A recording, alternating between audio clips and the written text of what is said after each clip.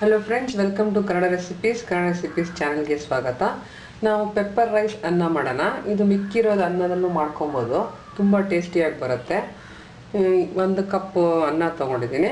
1 cup ಈರುಳ್ಳಿ ಇವಾಗ ತುಂಬ ರೇಟ್ ಜಾಸ್ತಿ ಆಗಿದೆ.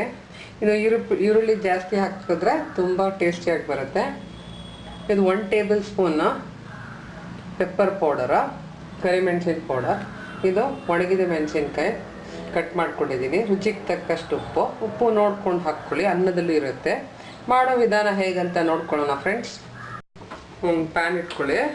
ಇದಕ್ಕೆ ನಾನು ಆಯಿಲ್ ಹಾಕ್ತಾಯಿದ್ದೀನಿ, 3 ಟೇಬಲ್ ಸ್ಪೂನು.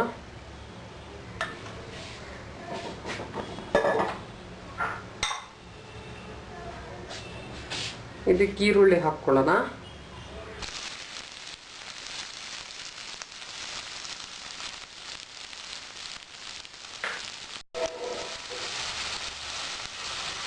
ಈರುಳ್ಳಿ ಚೆನ್ನಾಗಿ ಫ್ರೈ ಆಗಬೇಕು, ಇದಕ್ಕೆ ಕಲರ್ ಬರಬೇಕು.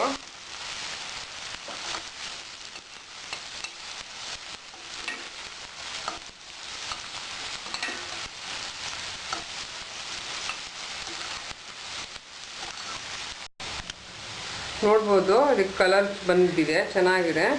ನಾನು ಇಂಗ್ರೀಡಿಯೆಂಟ್ಸಲ್ಲಿ ಕರಿಬೇವು ಎಲೆ ಹೇಳಿಲ್ಲ, ಇದು ಹಾಕ್ತಾ ಇದ್ದೀನಿ. ಇದು ಫ್ಲೇವರ್ ಕೊಡುತ್ತೆ.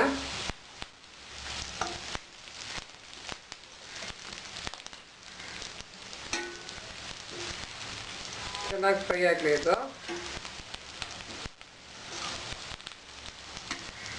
ಇದಕ್ಕೆ ಒಣಮೆಣಸಿನ್ಕಾಯಿ.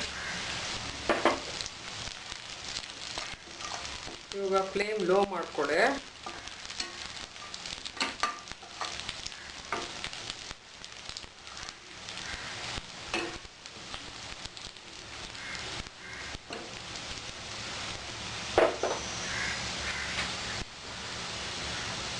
ಇದು ಪೆಪ್ಪರ್ ಪೌಡರ,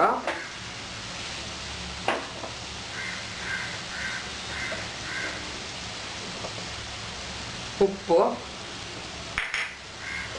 ಚೆನ್ನಾಗಿ ಮಿಕ್ಸ್ ಮಾಡ್ಕೊಳ್ಳಿ. ಇದಕ್ಕೆ ನಾವು ಅನ್ನನ ಬೆರೆಸೋಣ.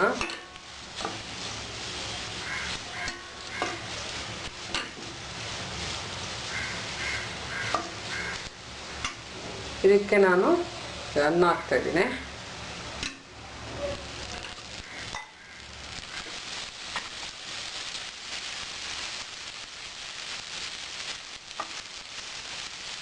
ಇದು ಸ್ಟವ್ ಆಫ್ ಮಾಡಿ ಮಿಕ್ಸ್ ಮಾಡ್ಕೊಳ್ಳೋಣ.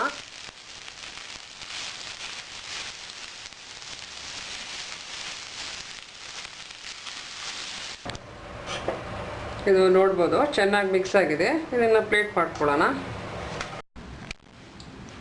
ಪೆಪ್ಪರ್ ರೈಸ್ ರೆಡಿಯಾಗಿದೆ. ನೀವು ಟ್ರೈ ಮಾಡಿ ಫ್ರೆಂಡ್ಸ್, ತುಂಬ ಈಸಿ ಮಾಡೋಕ್ಕೆ, ಟೇಸ್ಟಿಯಾಗಿರುತ್ತೆ. ವೀಕ್ಷಿಸಿ ಕನ್ನಡ ರೆಸಿಪೀಸ್. Thanks friends.